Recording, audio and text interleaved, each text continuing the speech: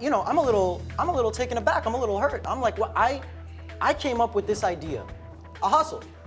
You're a hustler. I got I'm you. on the train trying to sell these masks. I don't have any luck. I'm not really paying attention to my bag. But this guy grabs the bag. This random guy grabs my bag, runs out of the train. Welcome to both of you. Let's see what we have here. We have the plaintiff, Ryan O'Toole.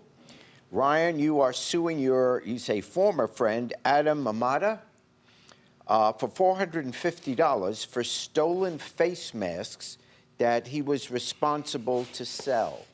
So let's start with you, Ryan. What's the deal? I had masks during the pandemic. I lost my job as a bartender. I had nothing going on. I had no money. Are you from Boston? I am. You root for the Red Sox? I do. You vote. Now, come on. Case come on, dismissed. come on. But I had nothing. Yeah, I had okay. nothing. I had nowhere to live. My wife threw me out. I was going through a divorce. No money, no nothing, so I figured I needed to do something, so I made and designed those masks, and I took to the street and sold them. But they were all 100% designed by me, made by me. Okay, That's so not true. That's not true. here's one. This is a political one. Yes, it is. Impeach de Blasio, and Yep. I guess you also have one for impeach Trump. and- There's, yeah, any political party. Oh, okay. Yeah, so you're. I designed that. I came up with the actual impeach de Blasio. I'm from Brooklyn, all right? Nobody in New York likes de Blasio. I told him, I was like, you could sell this mask to a cop, a gangster, a little kid. I'm like, you can hit all corners of the market. So he goes on and actually begins to produce, and he buys the masks in bulk, and I see, he has all these impeach de Blasio masks. And I'm like, I'm a little taken aback. I'm a little hurt. I'm like, well, I came up with this idea. At that point, it was just spitballing ideas, and he just went ahead, created the masks, and started What is the selling. business plan of it? You design it, you sell it for, explain your business. So I made the masks, I Yes. designed them, I got them printed, and then I would just go out on the street, the subway, parks, anywhere there's anything going on. And what do you sell them for? So $15 if they don't have to be shipped, and if I have to ship them, $20. Okay. Oh, all right. Okay, so how does he get involved in this case? Adam saw how successful these were, you know what I mean? You asked me to sell the masks, gave me that first batch, and I sold them well.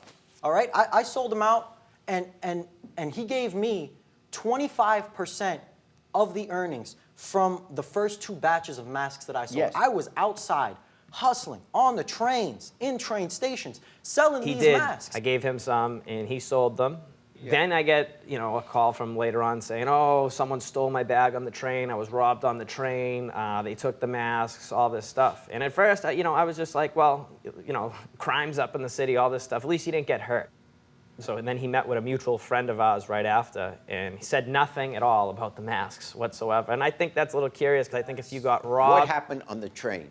I'm on the train uptown. I'm planning on meeting a friend of mine. He lives in the Bronx. Yes. So it's the one train. I don't know if you guys are familiar with that. The Yankees play there. Yes, hell yeah. So I'm on the train going. I'm trying to sell the masks on the train. Yep. I hustle.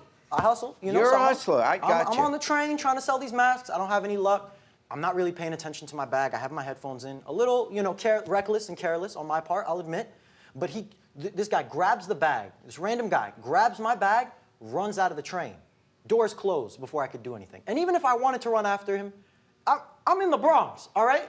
When he told me he got robbed, I was like, listen, at least he didn't get stabbed, at least nothing terrible Good. happened. But then when I found out he said nothing to a mutual friend of ours... That's when you change your mind. It's not even, it was just, that's the most obvious thing in the world. If you got robbed, you're going to tell somebody. The mutual friend was with you later that night, and you never mentioned to this mutual friend, hey, I got to tell you what just happened. I got robbed. That's an emasculating thing to bring up, that you just got robbed.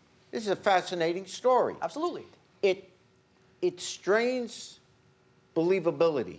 I offered to pay you back. If you're willing to pay him back, that's what the whole suit's about. Therefore, I'm going to say you should continue with your offer, and I fine for the plaintiff in the sum of $450. This that white privilege. That's Thank that you, white Your Honor. privilege.